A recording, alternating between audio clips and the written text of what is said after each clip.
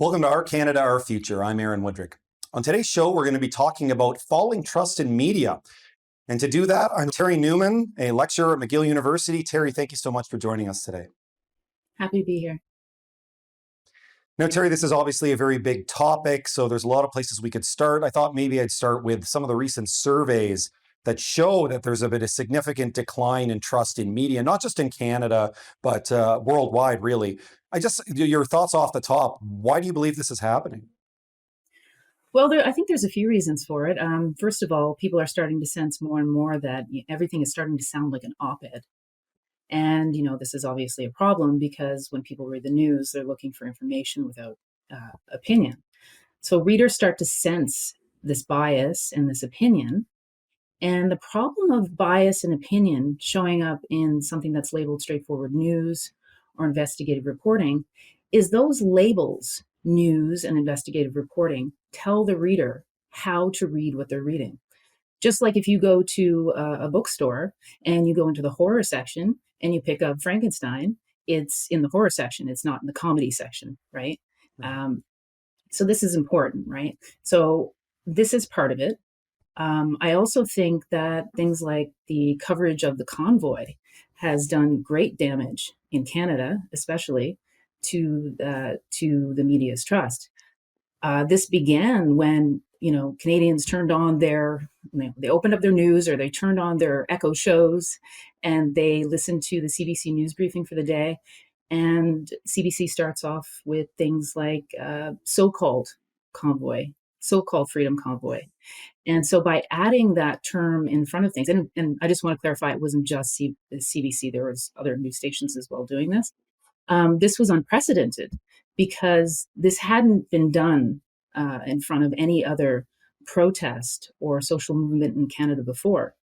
And I'm actually working on a data-driven piece with another professor, Professor Concordia, actually, to trace the use of so-called and show that this actually was unprecedented. So those are some of the reasons why it's happening, why trust is failing in journalism. Now, you're obviously talking about bias and objectivity. Some would argue that it's impossible to be truly objective. Do you think that something has changed dramatically in that respect in recent years? Well, I think that people fundamentally misunderstand what objectivity in journalism means. So objectivity in journalism has never meant that somebody could be completely objective. It was always known that people had biases and opinions. The purpose of objectivity in reporting is to make sure that somebody has in their investigative process, in their writing process, clear, observable methods that are objective. So it's the methods themselves that need to be clear, repeatable, observable, verifiable. And this is important because you need to keep the same type of process when you cover each story. And this is meant to protect against bias, to guard against bias. It would be absolutely ridiculous to assume that anybody could be completely free of bias. So it's strange that this has kind of this false idea of what objectivity means has kind of filtered into journalists today. So this should be well known. Interesting. So what else has changed in the industry that is sort of leading to this blurring of opinion and news? Are there sort of structural changes in the industry in your view? What has led to this increasing change? Well, yeah, I think there's been a loss of what I like to call gentlemanly reporting or gentlewomanly reporting. When we think of reporting that we've thought of as professional and objective, you can think of people like Peter Mansbridge. We never knew what Peter Mansbridge's opinions were. We never knew what his biases were. He was always professional. He didn't talk badly about his subjects, his interview subjects. And, we've lost that. So I think this has come from a turn where Mansbridge himself did not have journalistic training. So now all journalists are going to J schools, and J schools are actually attached to universities. And universities themselves have their own goals, political goals, PR goals, habitus, norms, and beliefs. And these are infused into journalists now. And so now we see them showing up in news reporting. So I think that's where this is coming from. Interesting. So a change in the almost professionalization of the industry. We're going to take a short break and be right back.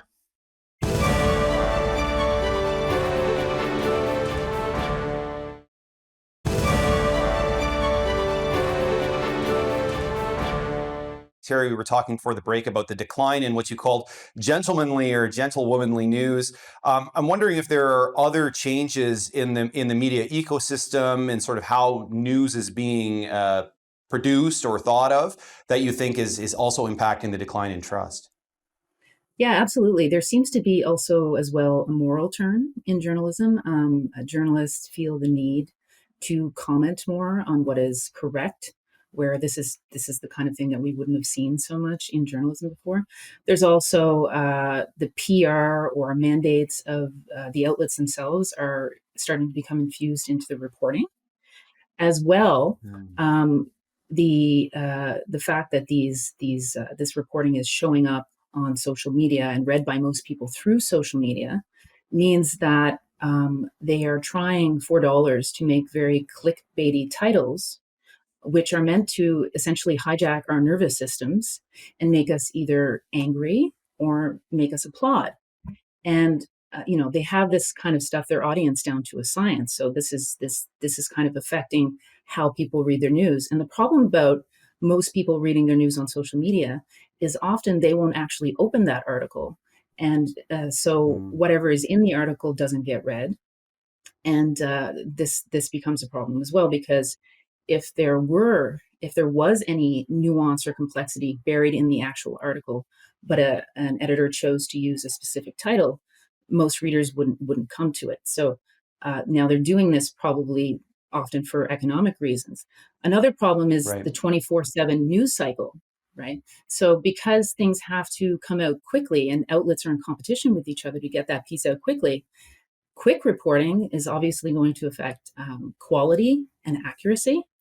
And the writers are gonna have less time to filter out any possible biases and opinions that is in that reporting.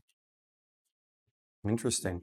Lots of things to explore there. I wanted to go back to what you said about social media in particular and journalists expressing opinions. I'm wondering what your thoughts are on a platform like Twitter, which is public facing, and you have journalists that sort of expressing their personal views on there. So this is something new that we didn't have before the advent of social media. Like you said, there are journalists, Peter Mansford, you have no idea what his view would be on things. Now a lot of people can sort of go to a journalist's sort of Twitter feed and scroll through it and see what they think on things. Do you think that that is having an impact and sort of coloring people's trust in those journalists to report news objectively? Yeah, absolutely. I mean, if you open up your Twitter feed and all day you're seeing news reporters who write their own stories and gather news, sharing their stories, but on top of that, they're commenting on other stories, and you have a sense of what they think and what they believe, and this is obviously going to affect whether or not you trust them to bring you accurate news. And your the trust in the outlet goes down at the same time. So it's a huge problem. We know far too much about the journalists covering the news that we get every day. I would almost recommend that journalists have an account to maybe push out their stories, but that they don't actually engage on Twitter on their accounts. Maybe have an anonymous account if they want to do something like that, because I think it is destroying the reputation of the journalists themselves and the outlets, no matter what their opinions are. Right. I wanted to touch on the economics too, because I think you make a good point. If we all know that a lot of the big outlets are they've lost a lot of revenue in terms of advertising, they're desperate for eyeballs, so they're very strong incentive for them to have very sort of provocative headlines to get people to try and click through. Is there any way around this for large outlets? I mean, they desperately want to get eyeballs. What else can they do if not have sort of really alluring headlines or polarizing headlines that will at least attempt to get them some clicks? Well, I think the best thing an outlet could do right now is actually to do the opposite of what every outlet is doing. Be that outlet that doesn't do that. Be the outlet that people come to and that they trust. I think that it's sadly that is the niche that is unexplored by most outlets now. And I'm not saying that all news on all outlets is not straightforward news. What I'm saying is basically that the labels that have been put and the standards that have been put on certain news have been transgressed, and that journalism outlets and journalists have to get back to standards that don't, in the fine print, include things like strong editorial judgments and bias, because you're telling people how to read the news. And if people read the news and then they look at that and they say, well, you've decided Right. that investigative news can be biased, then you have no respect.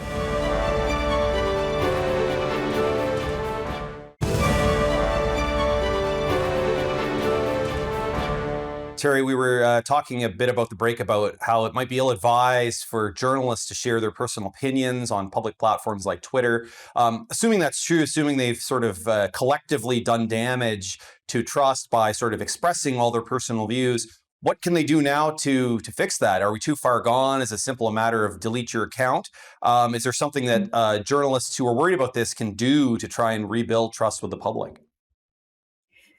Yeah, I mean, I think the first thing is actually going back to their standards, their ethics and their standards, and making sure that they're delivering straightforward news and that there's no, extra fine print, allowing things like political activism to kind of masquerade as investigative news, for example.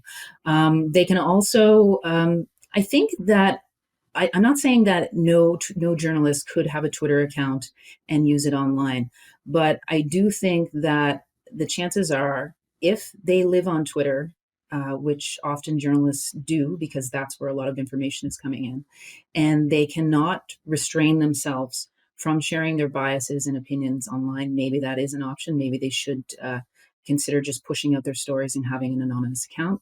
But really using having a very clear, objective method for verification, for reporting, um, looking at really asking themselves the questions. Think about who the reader that they would have hardest to convince would be reading the piece that they're writing, and say, is this going to convince that reader? Do I have bias in here? Is this going to put somebody off? Because for those of us who know, whether they read a piece on any end of the spectrum, there is almost a visceral feeling you get when you read something that is very ugly and political and framed a specific way.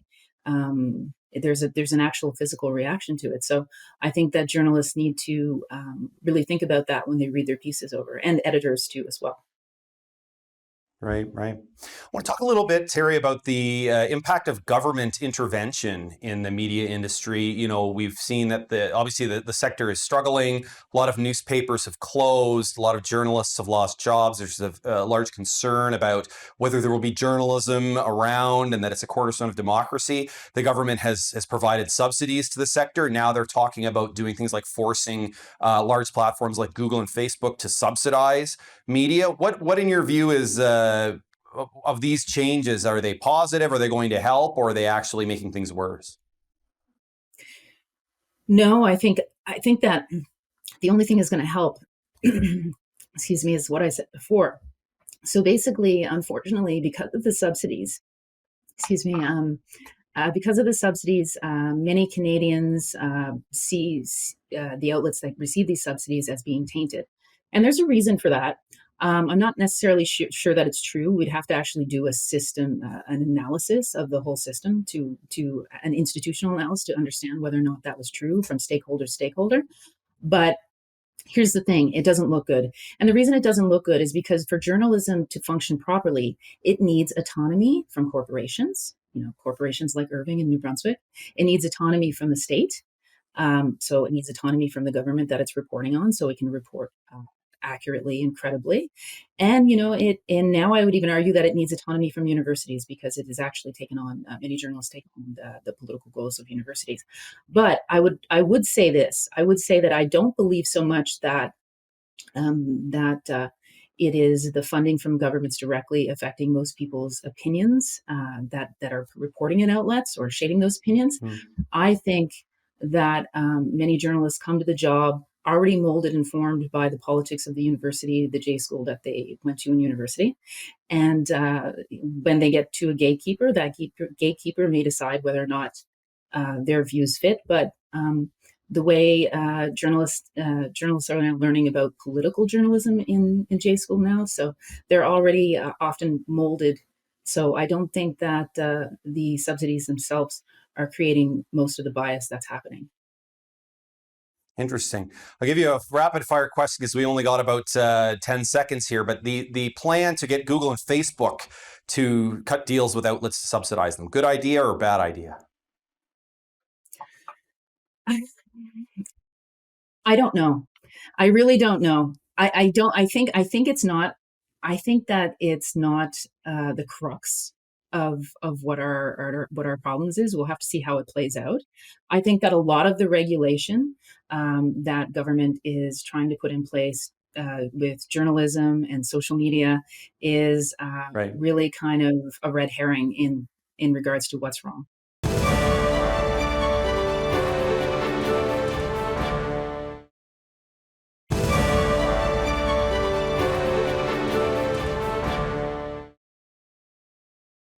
Welcome back to Our Canada, Our Future. We're talking falling trust in media with Terry Newman at McGill University. I wanted to get philosophical with you for a second, Terry, and ask you what is the purpose of journalism? Is it about achieving objectives? Is it about seeking truth? Why do we have journalism, and how should journalists be approaching it? Yeah, I do think it's about seeking truth. Now, I know that truth is kind of like a big, broad word. Whose truth? What truth? People don't believe in truth anymore. But, there are facts out there. There are various perspectives that come together to kind of, paint a larger picture. And, you need to try to include those. But I think the purpose of journalism is to actually go out there and get that information and provide it to readers. And it's to do so that readers can read it and actually enter the piece themselves and make their own decisions. And they're entering the piece, not being told what to think about the information, is a crucial part of journalism, and it's a crucial part of democracy.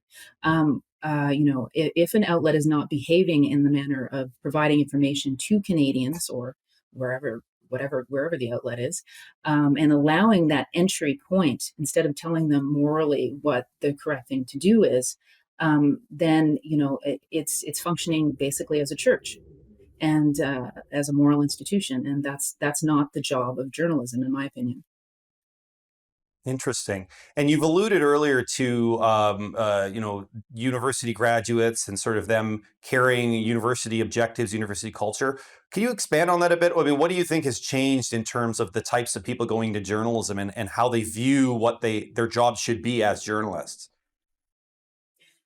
Yeah, well, when I was in school, I did take two journalism classes, and there was talk about the requirement and the necessity now to be political in journalism, which I disagreed with for basically the reason that people would lose trust. Because if you're being political, then obviously you're taking a side. Now, people might argue that there's certain times that you should take a side, and I think that actually you can give people reporting and news and not make up their minds for them. I mean, there's nothing wrong. Don't get me wrong. There's nothing wrong with political writing and political activism, as long as it is labeled as such, and maybe even is in an outlet where one expects to read that type of material.